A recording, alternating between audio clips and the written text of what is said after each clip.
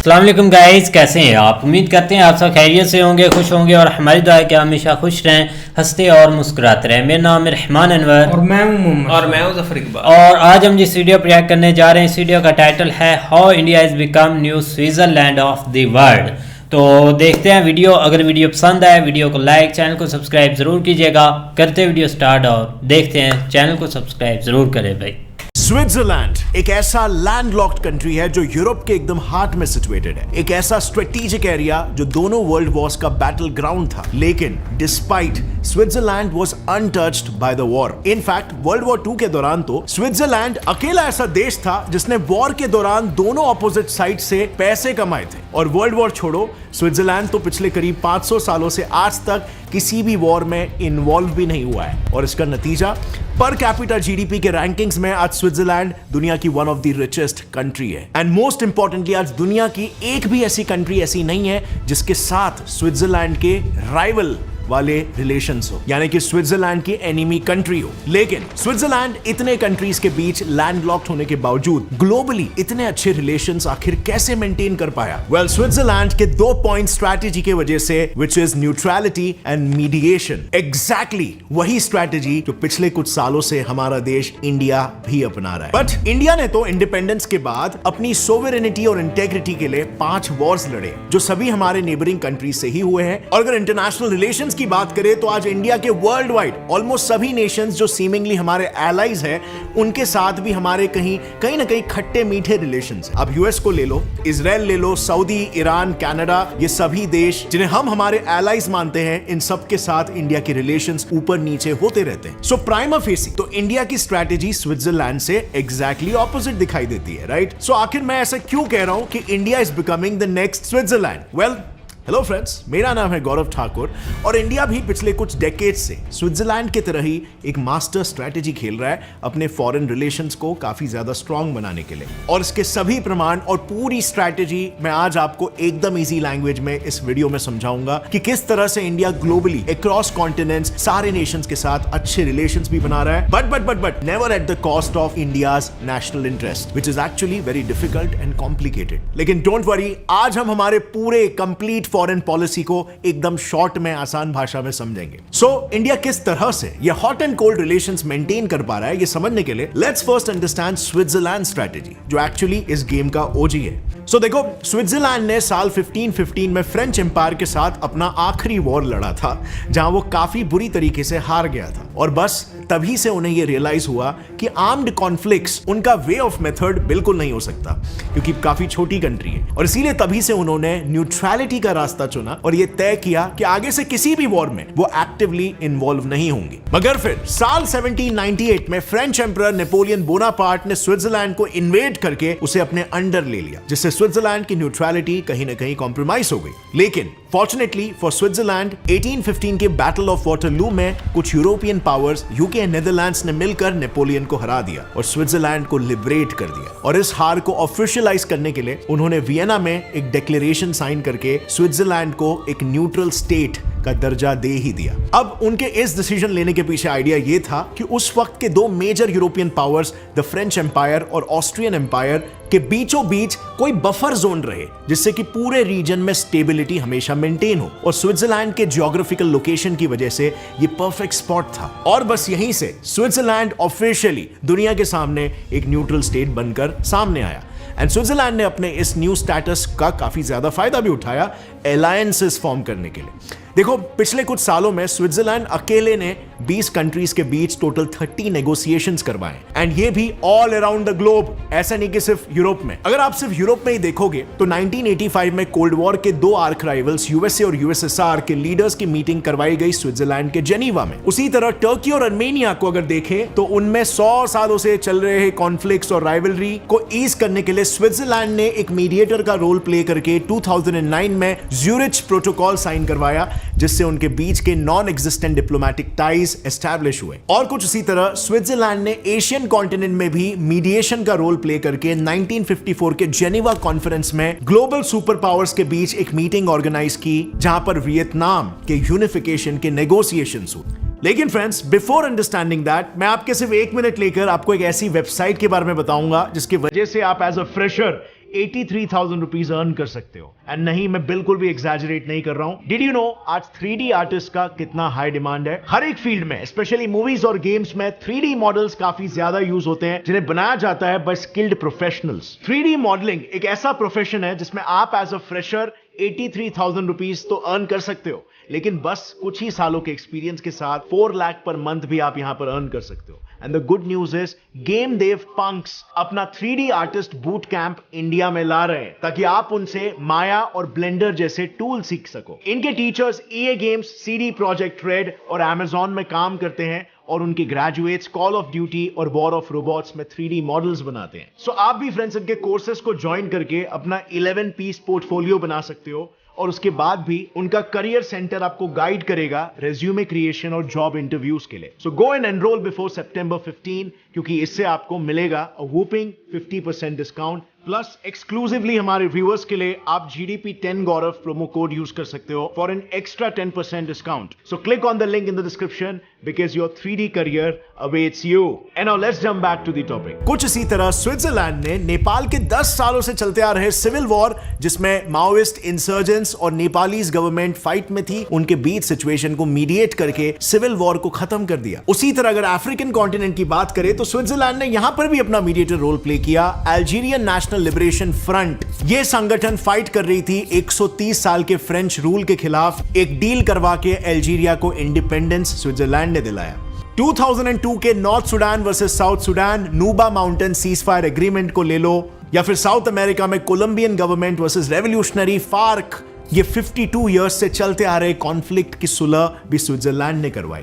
So now in सभी example से हमें एक अच्छा खासा ओवरव्यू मिल जाता है कि स्विट्जरलैंड पूरे ग्लोबल कॉन्फ्लिक्ट्स का एक मीडिएटर कैसे बनता है। मगर सिर्फ मीडिएशन ही नहीं, बल्कि स्विट्जरलैंड दो कॉन्फ्लिक्टिंग पार्टीज के बीच एक और एक बड़ा रोल प्ले करता है, जो है प्रोटेक्टिंग पावर मैंडेट। देखो, अगर इसे आसान भाषा में समझाओ ना, तो स्विट्जरलैंड दो कंट्रीज के बीच एक पोस्ट बॉक्स का भी काम करता है। यानी कि समझो किसी कॉन्फ्लिक्ट के दौरान अगर किसी दो कंट्रीज ने एक दूसरे के साथ डिप्लोमेटिक रिलेशंस तोड़ दिए, तो जाहिर सी बात है उन दोनों के बीच का ये कॉन्फ्लिक्ट कभी भी पीसफुली रिजॉल्व नहीं होगा। और इसीलिए ऐसे केसेस में स्विट्जरलैंड अपना पावर प्रोटेक्टिंग मैंडेट एक्सरसाइज करता है, जिसके थ्रू कंट्रीज अपनी बातें और अपने इंटरेस्ट को दूसरे कंट्रीज तक पहुंचाते हैं। अब इसमें स्विट्जरलैंड का एक अहम रोल दिखा USA और ईरान कॉन्फ्लिक्ट के दौरान। हुआ कुछ यूं था कि 1979 के ईरानियन रेवोल्यूशन में कुछ रेवोल्यूशनरी स्टूडेंट्स ने ईरान में स्थित US एम्बेसी को कैप्चर कर लिया था, जिसे देखकर USA ने ईरान के साथ अपने सभी डिप्लोमेटिक रिलेशंस तोड़ दिए थे और स्विट्जरलैंड के फेडरल काउंसिल को अपने इंटरेस्ट का रिप्रेजेंटेटिव बनने के लिए अप्रोच किया, और इन दोनों पार्टीज के बीच स्विट्जरलैंड एक कम्युनिकेटिंग ब्रिज बना। अब दूसरा एग्जाम्पल यहां पे काफी मेजर है। वर्ल्ड वॉर 2 के दौरान तो स्विट्जरलैंड ने प्रोटेक्टिंग पावर मैंडेट को एक्सरसाइज करते हुए टोटल 35 कंट्रीज के इंटरेस्ट को रिप्रेजेंट किया था। जस्ट इमेजिन कितना बड़ा रोल प्ले किया था। सो इस न्यूट्रलिटी का स्विट्जरलैंड को एक नेचुरल एडवांटेज हो गया कि इसके वजह से अक्रॉस ग्लोब वो काफी कंट्रीज के लिए मीडिएशन कर पाया, एंड देयरफॉर उसके काफी स्ट्रॉन्ग अलायंसेस बन गए। लेकिन फ्रेंड्स, यहां पर एक चीज जिस पर मैं स्ट्रेस करना चाहूंगा वो ये है कि these alliances were not at all at the cost of Switzerland's national interest, क्योंकि अपने कंट्री के इंटरेस्ट को प्रोटेक्ट करने के लिए स्विट्जरलैंड अपने एलाई कंट्रीज के भी अगेंस्ट जाने के लिए कभी भी नहीं कतराता। देखो, पास्ट में न्यूट्रलिटी को बरकरार रखते वक्त स्विट्जरलैंड पर दो बड़े चैलेंजिंग सिनेरियोज आए, वर्ल्ड वॉर 1 और वर्ल्ड वॉर 2, जब उसके बॉर्डर से लगे सारे कंट्रीज किसी न किसी साइड को चुनकर वॉर में इन्वॉल्व हो गए थे। In short, as you all know, Europe दोनों वर्ल्ड वॉर्स का मेन बैटलफील्ड था। मगर ऐसे डिफिकल्ट टाइम में भी जब स्विट्जरलैंड पर किसी साइड को चुनने का प्रेशर पैरामाउंट था, तब भी उसने अपने न्यूट्रलिटी का रास्ता नहीं छोड़ा। इनफैक्ट अपने इसी स्टैंड को मेंटेन रखने के लिए स्विट्जरलैंड आज भी सिर्फ 7 इंटरनेशनल ऑर्गेनाइजेशंस का हिस्सा है, जबकि अकेले स्विस सिटी जेनीवा में ही 40 से ज्यादा इंटरनेशनल ऑर्गेनाइजेशंस के हेडक्वार्टर्स है। और तो और यूरोप के एकदम हार्ट में रहकर, जहां स्विट्जरलैंड के सारे नेबरिंग कंट्रीज यूरोपियन यूनियन और नेटो मेंबर्स है, स्विट्जरलैंड इन दोनों का भी हिस्सा नहीं है। इनफैक्ट जब वर्ल्ड वॉर के बाद ग्लोबल पीस के लिए यूनाइटेड नेशंस फॉर्म हुआ था, उसने अपने मेजर ऑफिसेस को स्विट्जरलैंड में ही एस्टैब्लिश किया, क्योंकि ऑफ कोर्स वो एक रिकॉग्नाइज्ड न्यूट्रल कंट्री थी। लेकिन इसके बावजूद भी स्विट्जरलैंड ने यूएन को ज्वाइन नहीं किया, क्योंकि उसे अपनी न्यूट्रलिटी कॉम्प्रोमाइज होने का डर था। और 57 इयर्स बाद जब वो इस बात को लेकर श्योर हुआ कि उनकी न्यूट्रलिटी कॉम्प्रोमाइज नहीं होगी, तब जाकर उन्होंने 2002 में यूएन ज्वाइन किया। सो फ्रेंड्स, मेन लर्निंग यहाँ पर क्या है पता है? स्विट्जरलैंड ने अपने ये 2 पॉइंट स्ट्रेटेजी के थ्रू 2 मेजर बेनिफिट्स लिए। नंबर 1, मीडिएशन की वजह से उसके ग्लोबली काफी स्ट्रॉन्ग अलायंसेस बन गए और अब उस देश से कौन ही लड़ना चाहेगा जिसके इतने स्ट्रॉन्ग फ्रेंड्स हैं। नंबर 2, न्यूट्रल स्टैंड की वजह से स्विट्जरलैंड कोई भी वॉर लाइक सिचुएशन में अपने एलाइज के अगेंस्ट जा पाए, यानी कि उनका लड़ाई में साथ देने के लिए मना कर पाया है। और अब तो उसकी रेपुटेशन ही ऐसी बन गई है कि मोस्ट ऑफ द कंट्रीज उसे अप्रोच भी नहीं करते और इस वजह से वो खुद भी अपने आप को वॉर लाइक सिचुएशन से बाहर रख पाया है। एंड इनफैक्ट कई केसेस में जैसे हमने देखा, उसने वॉर्स को ही डिफ्यूज करने में मेजर रोल्स प्ले किए हैं। नाउ अगर हम स्विट्जरलैंड के इंटेंशंस को इंडिया से कंपेयर करें तो ऑनेस्टली प्राइमा फेसी काफी सारे डिफरेंसेस दिखाई देते हैं। जैसे no war neutrality policy India कभी अपना ही नहीं पाया because of its very unfortunate history of wars with neighbours. और क्योंकि इंडिया एशिया का एक अपकमिंग सुपर पावर है, इसीलिए इंडिया एग्जैक्टली स्विट्जरलैंड का creating strong allies through mediation वाला मॉडल भी नहीं अपना सका, क्योंकि लेट्स फेस इट, ग्लोबली काफी सुपर पावर्स को इंडिया से थ्रेट है। सो इंडिया ने क्या किया? वेल, अगर आप गौर करोगे तो पिछले कुछ डेकेड से इंडिया ने स्विट्जरलैंड का original creating strong allies and upholding it's supreme national interest वाला गोल तो फॉलो करना शुरू कर दिया है, लेकिन गोल तक पहुंचने का अप्रोच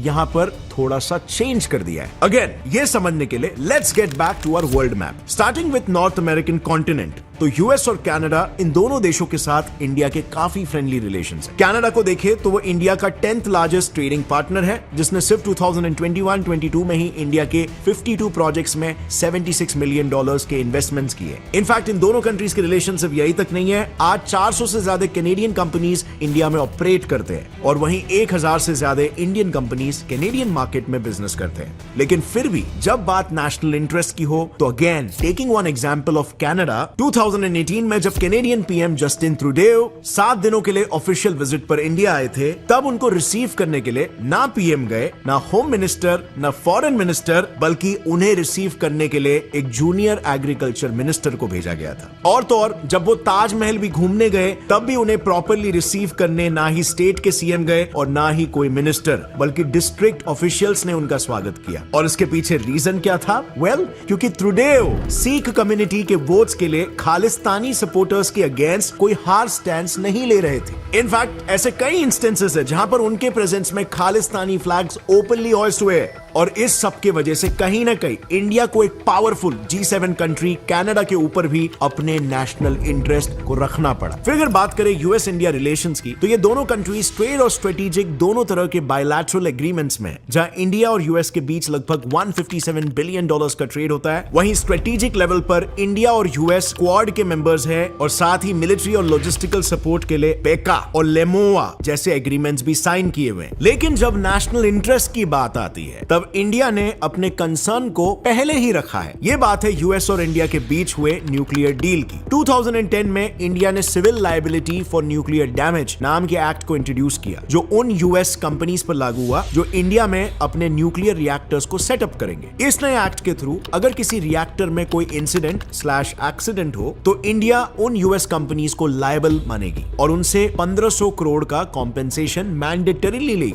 लेकिन इंडिया ने अपने नेशनल इंटरेस्ट को सुप्रीमली होल्ड करके ये बड़ा डिसीजन लिया। अब अगर बात करें यूरोप की, तो इवन ईयू के ऑफिशियल्स ने 2018 में ये एग्री किया कि इंडिया मल्टीपोलर वर्ल्ड का एक जियोपॉलिटिकल पिलर है। ईयू और इंडिया के ट्रेड रिलेशंस भी काफी स्ट्रॉन्ग है। ईयू इंडिया का 3rd लार्जेस्ट ट्रेडिंग पार्टनर है और तो और पिछले 10 सालों में इनका म्यूचुअल ट्रेड 30% से इंक्रीज हुआ है। इसी यूरोप के एक मेजर देश इटली की अगर बात करें तो इसके साथ इंडिया के रिलेशंस सेंचुरीज ओल्ड है। जैसे कि 13th सेंचुरी में Italian traveller Marco Polo India आए थे और आज इटली इंडिया का ईयू में 5th लार्जेस्ट ट्रेडिंग पार्टनर है। ऑल्सो इटली पूरे यूरोप में इंडियन डायस्पोरा पॉपुलेशन की रैंकिंग में 2nd नंबर पर आता है। मगर नेशनल इंटरेस्ट की बात आने पर इंडिया ने अपने one of the oldest friends को भी अपोज किया है। बात है 2012 की, जब ऑगस्टा वेस्टलैंड नाम की एक इटालियन कंपनी इंडिया को VVIP हेलीकॉप्टर्स बेच रही थी। लेकिन इन्वेस्टिगेशन में यह पता चला कि उन्होंने 3546 करोड़ की ये डील सक्सेसफुल कराने के लिए इंडियन ब्यूरो ब्यूरोक्रेट्स और पॉलिटिशियंस को 360 करोड़ रुपए का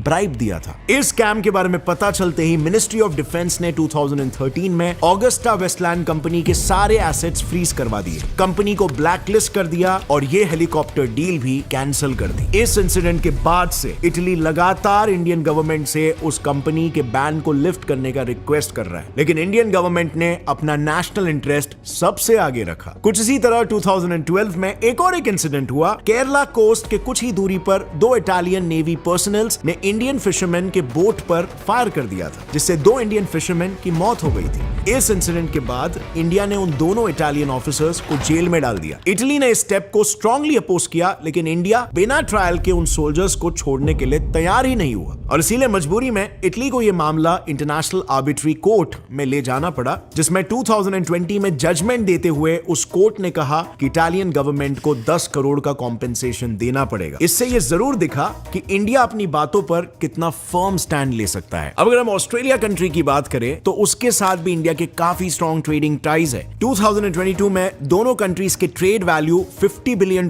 को क्रॉस किए थे और इंडिया अपने रिक्वायरमेंट का 34% कोल ऑस्ट्रेलिया से इंपोर्ट करता है, जो ऑस्ट्रेलिया देश को हमारा one of the largest exporter बनाता है। लेकिन इन दोनों कंट्रीज की ट्रेडिंग सिर्फ कोल तक ही सीमित नहीं है। ऑस्ट्रेलिया और इंडिया के बीच ट्रेड और ज्यादा फ्लरिश हो, इसके लिए उन्होंने कॉम्प्रिहेंसिव इकोनॉमिक कोऑपरेशन नाम की एक एग्रीमेंट बनाई है, जिसके थ्रू दोनों कंट्रीज को एक दूसरे के प्रोडक्ट्स का ड्यूटी फ्री एक्सेस मिल रहा था। इससे ऐसा प्रोजेक्टेड था कि सिर्फ इंडिया में 10 लाख नए जॉब्स क्रिएट होंगे और इंडिया के एक्सपोर्ट वैल्यूज में $10 बिलियन का एडिशन भी होगा। लेकिन नेशनल इंटरेस्ट की बात आने पर इंडिया ने इस डील को भी सही नहीं समझा। बात कुछ ऐसी है कि ये डील भले ही 2022 में साइन हुई हो, लेकिन इसके डिस्कशंस 2011 से चल रहे थे और 2015 तक चलने के बाद इंडिया ने खुद इस एग्रीमेंट से बैकआउट कर लिया, क्योंकि एकदम शॉर्ट बेसिक लैंग्वेज में अगर समझे तो ये डील इंडिया के कुछ प्रॉफिटेबल कमोडिटीज के लिए ड्यूटी फ्री नहीं था एंड हेंस हमारे लिए उतना प्रॉफिटेबल नहीं था। नाउ ये इंडिया ऑस्ट्रेलिया रिलेशंस को काफी हैम्पर कर सकता था, क्योंकि इससे ऑस्ट्रेलिया के कुछ सेक्टर्स मैसिवली इफेक्ट होने वाले थे। इनफैक्ट ऑस्ट्रेलिया के ट्रेड मिनिस्टर ने खुद कहा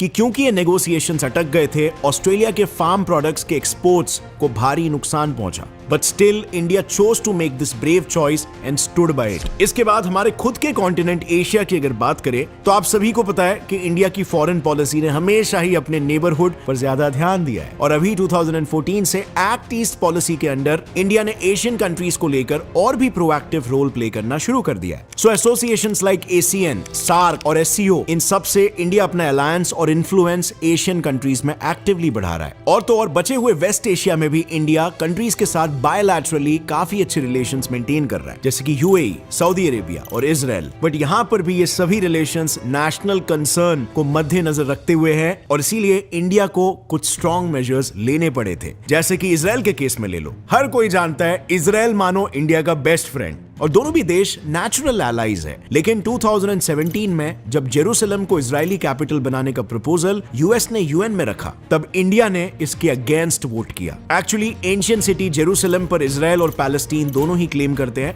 और उस समय एक्सपर्ट्स का ऐसा मानना था कि इंडिया इस मैटर पर जरूर इजराइल को सपोर्ट करेगा, क्योंकि दोनों की फ्रेंडशिप वेल नोन है। और तो और तब के यूएस प्रेसिडेंट डोनाल्ड ट्रंप ने कंट्रीज को थ्रेटन तक किया था कि अगर किसी देश ने इस प्रपोजल का विरोध किया तो यूएस उनका एड रोक लेगा और नॉन कोऑपरेट करेगा। But still India stood for its interests. कैसे? देखो, इंडिया के इस एक्शन का मेजर रीजन था OIC।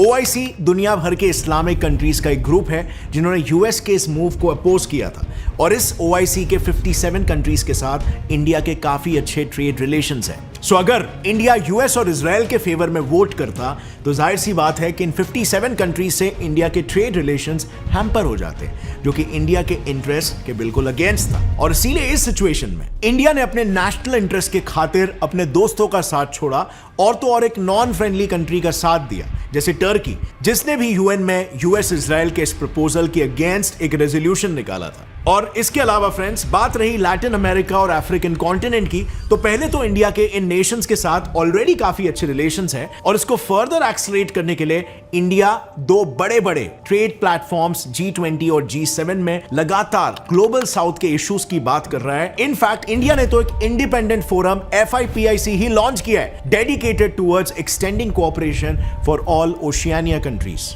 सो ओवरऑल अगर देखा जाए तो आज इंडिया जिस तरीके से ग्लोब के हर हिस्से में अपना इंडिपेंडेंट इन्फ्लुएंस डाल रहा है and at the same time अपने नेशनल इंटरेस्ट को अपहोल्ड करने के लिए भी अपने एलाइज के अगेंस्ट खड़ा रह रहा है, this according to me beautifully sums up India's new foreign policy. In fact India अपने नेशनल इंटरेस्ट को प्रोटेक्ट करने के लिए कई जगहों पर सीक्रेटिवली काफी एग्रेसिव भी हो रहा है। और यहां पर चाइना हमारे नेबर के केस में इंडिया चाइना की सबसे बड़ी वीकनेस द मलाक्का स्ट्रेट को सीक्रेटली कंट्रोल कर रहा है, जिससे कि धीरे धीरे करके हम चाइना को अपने ऊपर डिपेंडेंट बना सके। बट चाइना जैसी इतनी विशाल इकोनॉमी को हम अपने ऊपर डिपेंडेंट कैसे बना सकते हैं और इंडिया ये मास्टर स्ट्रैटेजी कैसे एग्जीक्यूट कर रहा है?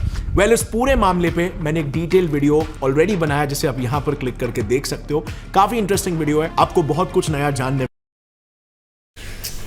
क्या बात है। लो भाई, एक बार गौरव भाई ने एक ऐसी चीज़ें बता दी हैं, लेकिन सबसे पहले अगर देखा जाए तो काफ़ी अच्छी इन्फॉर्मेशन थी और स्विट्ज़रलैंड को जो उन्होंने भाई चीज़ें बताई है ना, वो काफ़ी इंटरेस्टिंग थी, क्योंकि उन्होंने हर जगह अपना जो भी एक बार भाई चीज़ें क्लियर की। आप देख ना पंगे में आए हैं, बड़ी बात यही है वाकई भाई कि शुरू से लेकर देख ले कि इतनी बड़ी वार्स हो चुकी है, लेकिन उन्होंने कहीं पंगा नहीं लिया। और आज इसीलिए भाई उस देश को सब चाहते हैं कि बात जाएं भाई, वहाँ देखें कि एक खूबसूरती, और वैसे भी उनके भाई दिल भी खूबसूरत ही हैं कि जैसे भाई स्टार से वो अपने आप पर कंट्रोल रख कर ये चीज़ें करते आए हैं कि एक देश जिसमें भाई बड़े भी पंगे बढ़ते हैं उनको वो सुलझाने के लिए सबसे आगे होता है, चाहे अमेरिका हो, रशिया हो, चाइना हो, जहाँ भी कोई कॉन्फ्लिक्ट हो भाई वहाँ वो सबसे पहले पहुँच जाते हैं। लेकिन ये कि वो तो एक उन्होंने अच्छी स्ट्रेटजी भाई अपनाई हुई है, लेकिन दूसरी तरफ अगर ये सेम टू सेम इधर से भी चल पड़ी है ना, वही अब भाई कि ये अब इंडिया की तरफ से चीज़ें हो रही हैं ना, ये और ज़्यादा इंटरेस्टिंग हो रही हैं। आप देख ले कि अभी एक रशिया यूक्रेन वार चल रही है, उसमें काफ़ी ज़्यादा वो अपना भाई चीज़ें संभाल रहे हैं, और जो भी इधर एक मसला होता है उसमें सबसे आगे इंडिया ज़रूर होता है। और लास्ट जो अभी G20 हुई है ना भाई, उसमें तो और ज़्यादा जो लोगों को क्लियर जो मैसेज है ना वो दे दिया इंडिया ने कि भाई हमारे रिलेशन सब के साथ अच्छे हैं, कोई भी चीज़ हम पहले नहीं करेंगे क्योंकि दूसरे देश कर लेते हैं, लेकिन इधर से नहीं। इसमें कोई शक नहीं भाई, एक जो यूरोप है ना, एक वो ऐसे ही लड़ते रहे जो आप इमेजिन भी नहीं कर सकते। लेकिन जब उन्होंने देखा कि ऐसी चीज़ें अब हमें काम नहीं देने वाली, अब ना तो हम आगे बढ़ेंगे ना ही हमें एक दुनिया मुंह लगाएगी, बाद में उन्होंने भाई एक टेबल पर आकर हर चीज़ एक मैनेज की और उस पर बनाया कि यूरोपियन यूनियन। अब आप यूरोपियन यूनियन का वीज़ा लगाएं तो आप पूरा यूरोप फिर सकते हैं। चाहे जो भी हो जाए, तो वो भी भाई एक ख्वाब इधर भी इंडिया का भी है, PM मोदी जिसको आप बोलते हैं कि वो है अखंड भारत जिसको आप बोलते हैं, तो अखंड भारत में यही चीजें हैं। बिल्कुल। अच्छा, जब उसकी बात होती है ना अखंड भारत की, तो हमारे बहुत सारे लोग ऐसे जो है ना वो जज्बाती हो जाते हैं कि शायद इंडिया ने इस चीज के ऊपर कब्जा करना है, लेकिन ये नहीं पता कि भाई उसका मतलब यही है कि हम सारे इकट्ठे हो जाएं, जिस तरह यूरोप इकट्ठा है, और मतलब उससे जो है ना हमें एक फ़ायदा होगा, हमारे फैसले आपने होंगे, हमें जो है ना हम एक दूसरे की हेल्प करेंगे एक दूसरे, क्योंकि मेन मकसद यही होना चाहिए कि अपनी जो आवाम है उसके फ़ायदे के लिए कोई ऐसी पॉलिसीज़ बनाई जाएं, खासकर जो है ना वो जो मतलब जो एक लो तबका है उसको ऊपर लेके आने के लिए, या एक उनको एक प्रॉपर हर तरह की फैसिलिटीज़ जो है ना वो प्रोवाइड करने के लिए इस तरह की जो है ना एफर्ट होनी चाहिए। लेकिन ये कि वो बस जो इस खिते के हैं भाई, इनको इस चीज़ से ऊपर कोई इतना कंसर्न नहीं, यार कोई जो है ना वो देखो। लेकिन जो भी है ना, आप एक स्विट्जरलैंड पर आ जाए तो इतना उधर भाई आप लोग जाते हैं, एक आप टूरिज्म देख लें भाई, तो क्यों टूरिज्म उनका बड़ा है, इसी वजह से उन्होंने बहुत बड़े बड़े स्टेप लिए तो लोगों को आप इंडिया में जाए, वो कोई चीजों की कमी है अगर मैनेज करें तो एक सही तरीके से हर चीज हो। हिस्ट्री पड़ी हुई है यार, हाई लेवल का कल्चर है, हाई लेवल की, वहाँ पे पहाड़ मिलेंगे, बर्फबारी मिलेगी, हर तरह की चीजें। स्विट्जरलैंड क्या हमारे जहन में आता है कि वहाँ पे बड़े बड़े पहाड़ हैं, उन्होंने क्या किया कि उसको एक फैसिलिटेट कर दिया, ट्रेनें वगैरह वहाँ पे लेके गए, अच्छी फैसिलिटीज दी, ट्रांसपोर्ट की और फैसिलिटीज कुछ दी, भी हम भी नहीं इधर कर सके। लेकिन इंडिया ने भाई इसके ऊपर काफ़ी स्टेप्स ले रहे हैं। खासकर आपने लास्ट कुछ दिन पहले देखा था कि कश्मीर में उन्होंने जो है ना वो ऊपर लेके गए ट्रेन, वो बहुत वंदे बड़ा भारत। स्टेप तो था। इस तरह की चीज़ें जो है ना वो आस्ता आस्ता स्टेप बाय स्टेप हो तो रही हैं, लेकिन ये कि जो सारे कंट्री वाला सीन है ना वो बस हम तो वो भी चीज़ें हो जाएंगी आहिस्ता आहिस्ता। इस पर भी भाई वर्किंग है कि रिलेशन उनके साथ सब के अच्छे ही हैं भाई इंडिया के, तो वो चीज़ें हो जाएंगी। बाकी बेस्ट वीडियो थी, उम्मीद करते हैं आपको वीडियो पसंद आएगी। अगर पसंद आए वीडियो को लाइक, चैनल को सब्सक्राइब ज़रूर कीजिएगा। मिलते हैं नई वीडियो के साथ, तब तक के लिए गुड बाय, टेक केयर।